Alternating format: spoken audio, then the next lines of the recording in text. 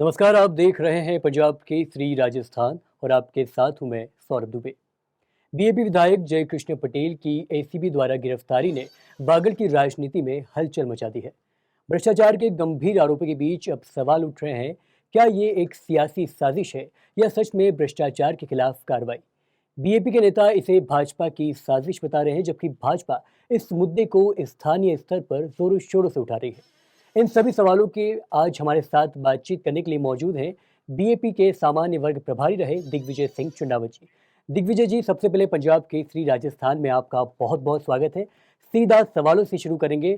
जय कृष्ण पटेल, एसीबी की गिरफ्तारी, किस नजरिए से देख रहे हैं इस पूरे मुद्दे को आप? सौरभ जी, आपका और पंजाब केसरी का स्वागत। जोहार। यह पूरा घटनाक्रम पिछले कई दिनों से सरकार के नुमाइंदों के द्वारा या एक पार्टी विशेष के द्वारा उछाला जा रहा है। निश्चित तौर पर इसको एक प्रोपेगेंडा करके एक षड्यंत्र से किया और ये हमारे नेताओं ने हर बार कहा है। पर मैं इसमें एक चीज नहीं जोड़ना चाहूंगा सौरभ जी, ये षड्यंत्र में सिर्फ नेता भाजपा सरकार, नेता और कुछ अधिकारी भी शामिल है। कुछ अधिकारियों को आरपीएससी का मेंबर अध्यक्ष बनना है अभी 2-4 महीनों बाद। किसी की और महत्वाकांक्षा है। जब आप बता रहे हो एक विधायक लेवल के व्यक्ति के खिलाफ इतना बड़ा षड्यंत्र किया, तो उसकी मॉनिटरिंग भी बड़े बड़े अधिकारियों ने की। प्रदेश लेवल के जो पुलिस के अधिकारी एसीबी के थे, उनकी मॉनिटरिंग में जब ये कार्रवाई हो रही थी, अगर वो कार्रवाई सच्ची होती और प्रायोजित नहीं होती तो ये पकड़ते।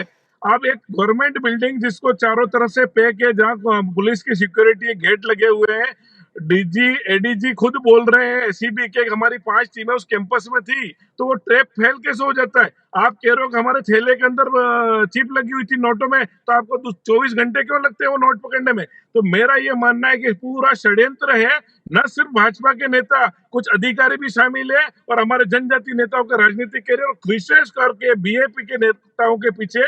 मैं पिछले उपचुनाव के बाद से देख रहा हूँ कि उपचुनाव में ये 84 में पूरी ताकत लगा के हार गए और मैं खुद सलूम्बर में था और सलूम्बर में इन्होंने अपनी तानाशाही से ये जीते हैं, पर इनको पता पड़ गया कि जीते नहीं, हम हारे हुए हैं। उस हार के बाद बौखला के इन्होंने बीएपी को बदनाम करने के लिए हमारे सॉफ्ट कॉर्नर, हमारे सीधे साधे नेताओं को फंसाने के लिए, क्योंकि इन्होंने विधानसभा में इन्होंने टीएडी के घोटाले, अन्य घोटाले सब पे उठाए, तो इन्होंने देखा इसका काउंटर कैसे किया जाए और इसी महत्वाकांक्षा में इन्होंने किया है। पर ये न्यायालय के अंदर चल रहा है और हमें न्यायालय पे पूर्ण विश्वास है और बेदाग होकर हमारी पार्टी और हमारे नेता वापिस आएंगे। बिल्कुल दिग्विजय जी, आपने कहा कि इसमें सिर्फ भाजपा का हाथ नहीं बल्कि कई अधिकारी लोग भी शामिल हैं और यही सेम जुबान, यही सेम स्वर बीएपी के अन्य नेताओं के भी है। उनका सीधा आरोप है कि बागीदौरा विधायक जयकृष्ण पटेल को फंसाने के पीछे भाजपा नेता महेंद्रजीत मालविया का हाथ है। इस पूरे जो ये जानकारी है, इसके बारे में आपका क्या सोचना है? देखिए, मेरा ये मानना है कि जनजाति क्षेत्र के अंदर आदिवासी नेतृत्व जब जब भी उभरा है, उसको खत्म करने के लिए भाजपा कांग्रेस ने और दोनों ने मिलकर ये षड्यंत्र रचा है। मैं आपको फ्लैशबैक में ले जाना चाहूंगा। तो यहाँ की राजनीति जब बीएपी बीटीपी नहीं थी, तब भी मैंने पास से देखी है। चाहे वो गुलाब सिंह जी शक्तावत हो या गुलाब चंद कटारिया हो, सीपी जोशी बीजेपी के हो या सीपी जोशी कांग्रेस के हो, यहाँ का जनजाति नेतृत्व तो इन्होंने कभी उभरने नहीं दिया। और मैंने देखा भारतीय जनता पार्टी के अंदर भी बहुत से लोग थे जिनको हम सोचते थे आगे आएंगे, और कांग्रेस में तो राष्ट्रीय लेवल के नेता हुआ करते थे, रघुवीर मीणा, ताराचंद बगोरा, ये मालविया जी का भी कद बहुत बढ़िया था। ये सारे षड्यंत्रों से बाहर जाके इनको तो निपटा दिए सबको, खुद मालविया जी को इन्होंने बीजेपी ने निपटा दिया। अब इनको लग रहा है कि इनकी दुकान ये बीएपी बंद कर रही है, तो अब हमारे बीएपी नेताओं के पीछे लगे हुए हैं। इन्होंने हमारे बीएपी के कार्यकर्ताओं पे मुकदमा करना, बीएपी के ये काकरी डोंगरी प्रकरण के अंदर आम जनता को, आदिवासियों को टारगेट बनाना, ये पेपर लीक प्रकरण के अंदर भी आज तक किसी ने एक बात नहीं उठाई। बाबूलाल कटारा, अब वो व्यक्ति यहाँ का एक आदिवासी समाज का बहुत संजीदा व्यक्ति था, आज वो आरपीएससी का मुख्य अभियुक्त है, जबकि हमें पता है वो छोटी मछली है और बड़े बड़े लोग पीछे थे, पर वो भी आदिवासी था, उसकी सजा भुगत रहा है। और जयकृष्ण पटेल के पीछे भी, अब मैं आपकी मूल बात पे आता हूँ कि मालविया जी का नाम आ रहा है, मैं कह रहा हूँ पूरी भाजपा पीछे लगी हुई है। और ये 20 लाख में क्या, ये 20 करोड़ खर्च करेंगे, क्योंकि कुछ लोग बेरोजगार हो गए राजनीति से, विधायक थे वो विधायक नहीं रहे, अब वो आगे कहीं जा नहीं सके। तो इस षड्यंत्र से बड़े अधिकारियों का श्रेय लेके मैं तो ये कहता हूँ कि राजस्थान सरकार के डीजी को ये कार्रवाई करनी चाहिए। इतनी बड़े अधिकारियों की देख रेख में अगर कार्रवाई हो रही थी, ट्रैप फेल कैसे हो गया? इसका मतलब ये बिल्कुल बेटा बेटाई की कल्पना है। उन्होंने ना विधानसभा अध्यक्ष के संज्ञान में लाए थे बात करने के लिए, न इसकी सारी कार्रवाई करी। ये एक बिल्कुल षड्यंत्र है। और एफआईआर की पहली लाइन कहती है कि व्यक्ति ने विधायक से संपर्क किया, हमारा विधायक का कोई रोल नहीं है और भाजपा के लोग शामिल थे, इसीलिए घर घर घूम रहे, उल्टा चोर कोतवाल को डांटे। ये सारे लोगों भ्रष्टाचार के जो बचिया है बांसवाड़ा में चारों, उन्होंने आज ये पोस्टरबाजी करी है और बीएपी को बदनाम करने की कोशिश करी है। बिल्कुल दिग्विजय जी, आपने भाजपा पर लगातार कई सारे गंभीर आरोप सिलसिलेवार तरीके से लगाए हैं। इसीलिए मैं समझना चाह रहा हूँ कि जिस तरीके से भाजपा स्थानीय स्तर पर ज़ोरों शोरों से बीएपी के खिलाफ प्रदर्शन कर रही है, बीएपी विधायक को भ्रष्टाचार, रिश्वतखोर तक करार दे रही है, आपको क्या लगता है ये वाकई में रिश्वतखोर या भ्रष्टाचार के खिलाफ विरोध है, या फिर एक सियासत खेली जा रही है ताकि बीएपी को किसी भी तरीके से जन आधार के रूप में नुकसान पहुंचाया जा सके? दिग्विजय जी। सौरभ जी, वागड़ की आबो हवा पिछले 5 साल से बदल गई है। इन लोगों ने विधानसभा में देख लिया, अभी उपचुनाव में देख लिया, अब आने वाले समय में पंचायत राज चुनाव आ रहा है और पंचायत राज चुनाव में बांसवाड़ा में एक परिवार का पल से कब्जा है और उन्हें ये लग रहा है कि वो दुकान भी अब खत्म होने वाली है। तो इस षड्यंत्र को और आज जो बदनाम करने के लिए जो भाजपा के 4 लोग प्रेस कॉन्फ्रेंस कर रहे हैं, वो कौन है? उनके खिलाफ उन्हीं की पार्टी के लोगों ने ज्ञापन दिए।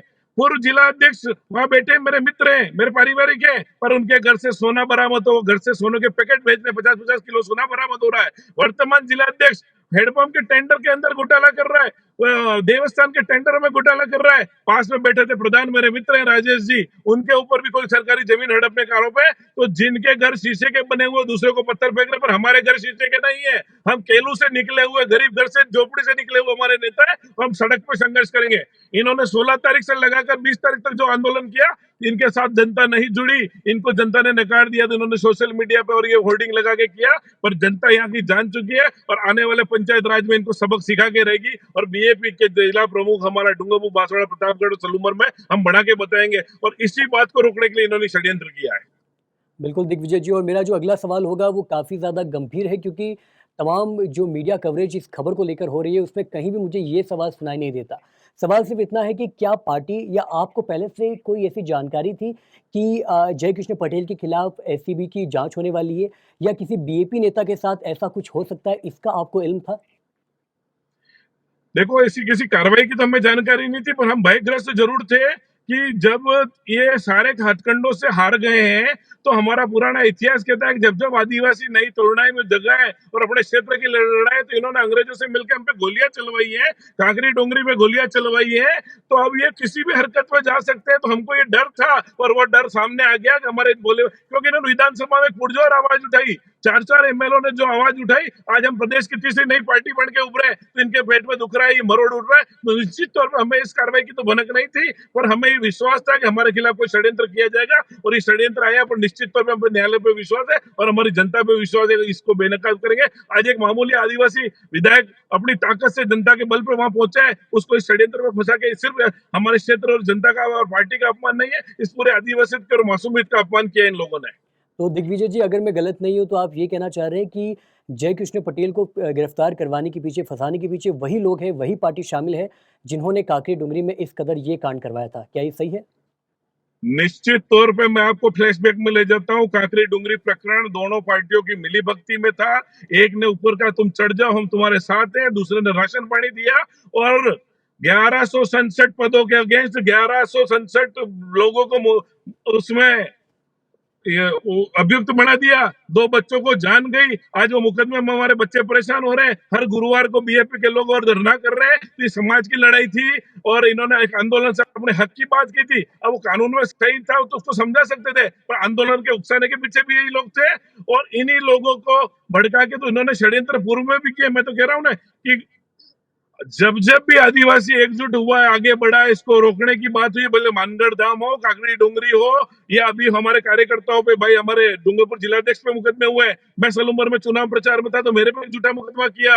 अभी हमारे सागवाड़ा में कार्यकर्ता उसके परिवार को उलझाने की कोशिश करी, पर निश्चित तौर पर हम लड़ाई लड़ेंगे। हमारे नेता राजकुमार जी, कांतिलाल जी और हमारे मोहनलाल जी, इन सबके नेतृत्व में हमारी टीम संघर्ष करेगी और जनता तक पहुंचेंगे और इसका जवाब देंगे।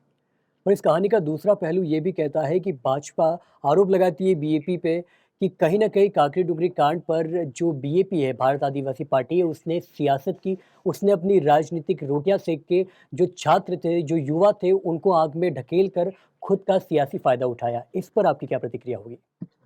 इसपे विस्तृत सूचना उपलब्ध है। किन लोगों को जयपुर बुलाया, किसने वहां उनको चढ़ाया, किसने वहां खाने की व्यवस्था की, किसने रोटियां की, ये सारी दुनिया जान रही है। और बीएपी के नेता तो जयपुर ही थे और यहाँ लोगों को चढ़वा के इन्होंने कार्रवाई कर दी और निर्दोष छात्रों को अभियुक्त बनाया है। और इसके अंदर पूरी तरह से मैं कहता हूँ कांग्रेस शासन में भाजपा द्वारा भी प्रायोजित है, दोनों की तरह। कांग्रेस के एक स्थानीय बड़े नेता अशोक गहलोत के करीबी थे, इन्होंने आगे जनजातीय युवाओं को गुमराह किया और वही लोग हमसे भी इधर कांटेक्ट करते रहे। और उस दिन वहां बीएपी नहीं थी, बीटीपी के जरूर हमारे 2 एमएलए जीते थे पर उनका रोल नहीं था। वो भी अन्य वहां पे कांग्रेस बीजेपी के एमएलए भी एक आखिरी नौकरी गए, सारे एमएलए ने फंडिंग करी है। समाज की बात होती तो क्या बुरी बात थी, उन्होंने करा है, पर उसका अभियुक्त आज बीएपी या बीटीपी को बनाते हो, उससे नहीं चलेगा। इस साजिश के पीछे कांग्रेस का पूरा हथकंडा था, जो लोग शामिल थे वो सबको पता। और ये गोलीकांड कराया उसमें बीएपी का कहीं रोल नहीं था। पर बीएपी उन लोगों के आज भी संघर्ष करेगी, इस क्षेत्र के लिए संघर्ष करेगी और जो भी हकीकत उसके लिए हम लड़ेंगे। ठीक है दिग्विजय जी, वापस मुद्दे पर लौटते हैं। मुद्दा सिर्फ इतना है कि पार्टी के अंदर की क्या हलचल है? क्या जयकृष्ण पटेल को लेके इस्तीफे की मांग हो रही है पार्टी के भीतर? जी नहीं, ऐसा कोई स्थिति नहीं है। हमारे संगठन ने एक टीम बनाई है जो आंतरिक लोकतंत्र को रखते हुए जांच कर रही है और निश्चित तौर पर जाजम व्यवस्था से आने वाले उम्मीदवार हैं और जाजम कभी कुछ बुरी चीज सुनेगी तो उसका निपटारा भी जाजम पे होगा। और ये लोकतांत्रिक रूप से दुनिया के अंदर भारत में तो ऐसी पहली पार्टी है जिसके निर्णय जाजम पे हुए। हमारी टीम अगर हमको जो दिएगी तो हमारा बीएपी का नेतृत्व बड़ा सक्षम है और इसकी प्रदेश और राष्ट्रीय बड़ी सक्षम है। उन्होंने जो टीम बनाई है तो निश्चित तौर पर अगर ऐसी कोई परिस्थिति है जिसकी कार्रवाई करेंगे। वर्तमान में ऐसी कोई बात नहीं चल रही कि उनके खिलाफ ऐसी कोई कार्रवाई, क्योंकि जब तक न्यायालय से कोई बात नहीं होती है तो संगठन भी अपने लेवल पर कार्य कर रहा है। पर संगठन जो भी है तो हमारी जाजम व्यवस्था के तौर पर इन लोगों ने उम्मीदवार चुनने का सक्षम है, तो उम्मीदवारों के लिए कोई कार्रवाई करनी पड़ती है उसके लिए सक्षम है। पर अभी तक तो ऐसी कोई परिस्थिति नहीं है। और अगर क्या होगा जब जयकृष्ण पटेल दोषी पाए जाते हैं तो पार्टी किस तरह की कार्रवाई कर सकती है? देखिए, जयकृष्ण पटेल दोषी नहीं पाए जाएंगे, हमें पूर्ण विश्वास है। एसीबी की कार्रवाई एक पूर्ण रूप से प्रोपेगेंडा था और ये नेताओं के साथ मिलकर, मैंने पूर्व में कहा, अधिकारियों को षड्यंत्र है और एक दिन बिल्कुल पास है। और मैं तो कहता हूँ, मैं खुद एडवोकेट हूँ, पहली तीसरी पेशी उड़े। किसी चीज के लिए प्रलोभित करना कि जयकृष्ण पटेल उससे फायदा दिला देंगे, वो सत्र, वो प्रश्न सब हो चुका। वो एसीबी का मतलब जो धाराओं में केस बनता है उसमें किसी प्रकार से नहीं आते। सिर्फ हमारी पार्टी को, हमारे एमएलए को बदनाम करना और कुछ बेरोजगार व्यक्तियों को ये आस जगी कि उसको हटवा के हम वापस तो चुनाव लड़के आ जाएंगे और कुछ लोगों को आस जगी कि हम आरपीएससी के चेयरमैन बन जाएंगे। इन सब की जुगलबंदी में किया होगा और ये फेल हो गए। नोटबंदी, नोट नहीं पकड़ सके क्योंकि नोट थे ही नहीं। और इनके ट्रैकर कहाँ गए, इनकी 5-5 टीमें कहाँ गई, वो विधानसभा विधायक भवन के 2-2 गेट पे चौकीदार बैठते थे, वो कहाँ गए? तो सबसे पहले कार्रवाई इनके खिलाफ होनी चाहिए। इसलिए हमें पता है कुछ नहीं होना है और निश्चित तौर पर जो दाग आज हम पे लगा उसको हम बेदाग निकलेंगे। जी, दिग्विजय जी की मैं व्यक्तिगत राजनीति पर पहुंचूं इससे पहले एक काफ़ी महत्वपूर्ण सवाल पूछना चाहता हूं जो बीएपी से ताल्लुकात नहीं रखता। खुद दिग्विजय सिंह की अपनी शख्सियत से ताल्लुकात रखने वाला सवाल है कि दिग्विजय जी को क्या लगता है कि ये जो पूरा घटनाक्रम हुआ है जयकृष्ण पटेल वाला, इससे पार्टी की छवि को नुकसान हुआ है? निश्चित तौर पे 2 दिन के लिए, क्योंकि आज सोशल मीडिया का दौर और हर आदमी इन बड़ी राजनीति और षड्यंत्र को नहीं समझ सकता था। हम जो गांव का व्यक्ति है वो गुमराह हो सकता था, पर हमारे कार्यकर्ता और टीम की, और निश्चित तौर पे समझना पड़ेगा कि कोई भी आदिवासियों के खिलाफ, मैं तो कहता हूं कि दिल्ली, डूंगरपुर से लगाकर दिल्ली तक षड्यंत्र चल रहा है और बीएपी के खिलाफ तो कुछ भी करने के लिए तैयार है। तो पार्टी की छवि को नुकसान नहीं हुआ है। पार्टी को थोड़ा सा ये जरूर डर हमें लग रहा था कि जिस तरह से ये प्रचारित कर रहे हैं और जो प्रोपेगेंडा पर इनकी जो रैलियां करी, इन्होंने जो पोस्टर वार किया, सोशल मीडिया किया, वहां सब जगह हमारे लोगों ने करारा जवाब दिया और फील्ड में ऐसा कोई माहौल नहीं है। तो शायद ये इनका षड्यंत्र यहाँ भी फेल हुआ और न्यायालय में भी हम बेदाग निकलेंगे। मेरे आखिरी 2 सवाल आपकी व्यक्तिगत राजनीति से जुड़े होंगे और पहला सवाल मेरा ये है कि आप, जैसा कि आपको पता है कि दिग्विजय जी एक ज़माने में जब खबरों में आया करते थे, तो वो जनरल कास्ट के मसीहा माने जाते थे और अब जिस वक़्त जिस पार्टी में आप मौजूद हैं, वो कहीं न कहीं आदिवासी हित केंद्रित पार्टी है मुख्य तौर पर। तो ऐसे में जनरल कास्ट आपसे क्या उम्मीद रखी है, जो आपसे कई सारी उम्मीद लगाए पहले बैठा हुआ था, अब वो आपको लेकर क्या विचार रखे अपने मन में? सामान्य वर्ग का जो नाम आपने मुझे दिया, वो मैंने इस क्षेत्र की लड़ाई लड़ी है और निश्चित तौर पे उसमें सामान्य ओबीसी, एसटी, एससी, जो हमारा इस टीएसपी के 4 पहिए, चारों के लिए हमने लड़ा। हमारी लड़ाई टीएसपी और नॉन टीएसपी के आंदोलन की थी, जिसकी मैंने अगुवाई की और जिसका फायदा यहाँ के सर्व समाज को मिला, यहाँ के एसटी को मिला, यहाँ के ओबीसी को मिला। ओबीसी की जरूर कुछ मांगे थी हमारी उम्र में और हाइट में और पुलिस में जो छूट है, रेट में 5% की छूट, वो ऐसे सभी तमाम कॉमन मुद्दों पे लिए लड़े थे और उन्हीं मुद्दों पे बीएपी भी लड़ रही है। और बीएपी आदिवासियों की पार्टी नहीं, भारत आदिवासी पार्टी इनका नाम है। तो इस प्रकार के कार्य करने वो यहाँ सर्व समाज के साथ लेकर चल रही है। अभी इन्होंने मुझे सामने चल के मनोनीत किया, मैं सलूमर में घुमा।